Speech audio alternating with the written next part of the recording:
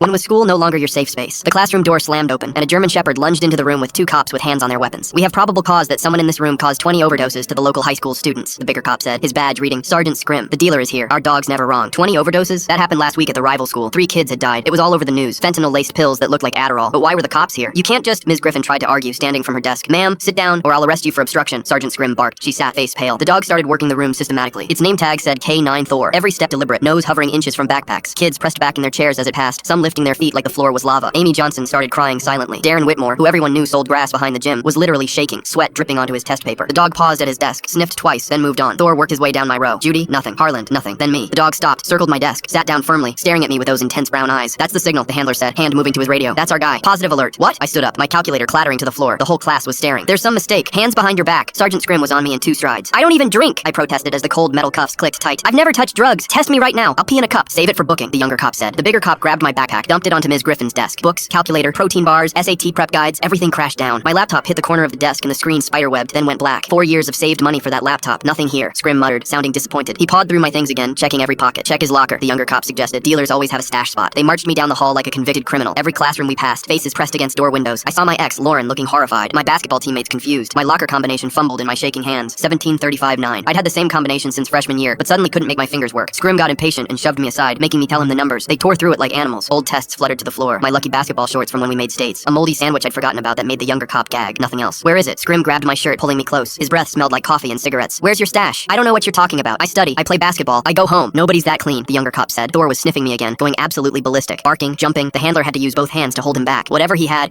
contact with it recently. This is the strongest alert I've seen from Thor in 2 years. You're going to tell us where it is, Scrim said, shoving me against the lockers. Those 3 kids who died, their parents are planning funerals instead of high school graduations. You did that. I don't even know anyone at the other high school. My voice cracked. Car, Scrim said suddenly. Where you park? Blue section, but they dragged me through the main entrance. The whole school was watching from windows now. I could see phones pressed against glass, everyone recording my perp walk. This would be on everyone's IG within minutes. In the parking lot, they made me point out my car, the used Mitsubishi my parents got me for my birthday. Navy blue, dent in the bumper from when I was learning parallel parking. But Thor walked right past it like it didn't exist. Instead, the dog lost its mind at a white BMW 3 spaces over. It practically climbed the door, barking and scratching like there were stakes inside. Thor was trained not to damage property, but he was fighting against that training. Open it, Scrim demanded, pulling me toward the BMW. I can't. Don't play games. Open the car. I literally can't. Kid, you're looking at 20 counts of involuntary manslaughter, life in prison. The death penalty is on the table in this state for fentanyl deaths. Open the car. My hands were shaking so badly I could barely get my keychain out. I pressed the unlock button on my car fob. My Mitsubishi beeped and flashed its lights. The BMW didn't move. Wrong button? Scrim grabbed my keys, started pressing every button. Lock, unlock, panic, trunk. My Mitsubishi went crazy, honking, flashing, chirping. The BMW sat silent and still. Why won't your key work? He screamed, frustration boiling over. His face was turning red, veins popping on his forehead. Thor was literally trying to eat through the BMW's door now. Whatever was in that car was more than just drugs. Thing was, this BMW was my girlfriend's car. I could go free if I just told the cops so right now. I didn't want to snitch on her, but then Scrim turned to me. I'm done with you, and took out his handcuffs. Full story on channel linked below.